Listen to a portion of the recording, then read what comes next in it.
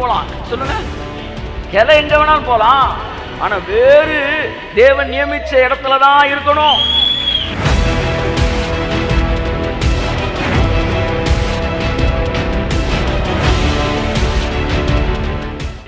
அந்த அந்த அந்த செடி எப்படி வளருதான், அதற்கு ஒரு இடத்தை ஆயத்தப்படுத்தினார். 88:9 வாசமா.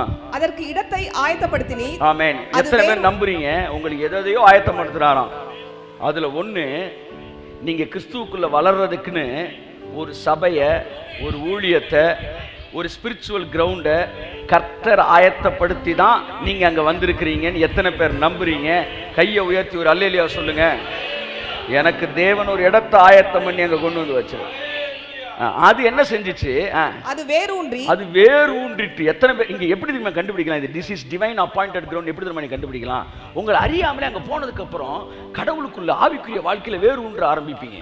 அப்பவே கண்டுபிடிச்சுக்கணும், நம்ம தெளிவாயிட்டோம், எங்க போனாலும் பொழைச்சுக்குவோம். அப்படி இல்லை, திரும்ப மறுபடி தப்பு பண்றீங்க. அப்பயே புரிஞ்சுக்கணும், நம்ம இந்த கிரவுண்டோட இருக்கிற வரைக்கும் நம்ம இன்னும் வளர்ந்துகிட்டே இருப்போம்.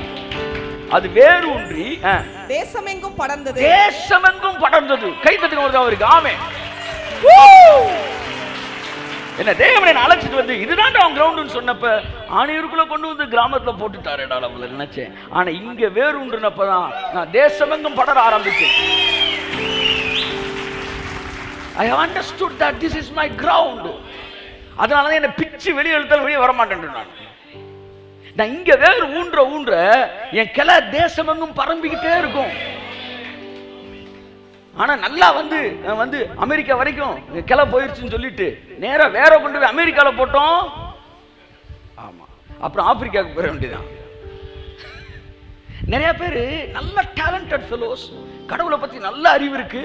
ஆனா ஏன் வாழ்க்கையில அவன் தரித்திரத்துல வறுமையில இருக்கிறான் தெரியுமா? ரொம்ப முக்கியமான பாயிண்டா நான் பேசிட்டு இருக்கிறேன். I am preaching a very important point. பயங்கரமான திறமை வச்சிருப்பாங்க, நம்மளோட 10 மடங்கு 20 மடங்கு 100 மடங்கு திறமை இருக்குங்க. ஆனா லைஃப்ல பாத்தீங்கன்னா 100 ரூபா அவனால சம்பாதிக்கிறது அவ்வளவு கஷ்டமா இருக்கும். என்னடான்னு பார்த்தா தேவன் அவனை எந்த கிரவுண்ட்ல வச்சிருக்கிறாரோ, எங்க இந்த செடி நல்லா வளருமோ அந்த கிரவுண்ட்ல வேறு ஊன்றது கிடையாது. ஒருவேளை அங்க ஊன்றி கொஞ்சம் கிளைகளெல்லாம் வரும்ல, வந்த உடனே என்ன செஞ்சிருது? அந்த கிளை மெதுவா வந்து பல இடங்கள்ல படர்ன உடனே அந்த வேறு எந்திரிச்சிருது. வேறு அங்கதான் இருக்கணும். கிளை எங்க வேணாலும் போலாம். சொல்லுங்க, கிளை எங்க வேணாலும் போலாம். ஆனா வேறு தேவன் நியமிச்ச இடத்துலதான் இருக்கணும். It's a spiritual secret which will increase the speed of your blessing level.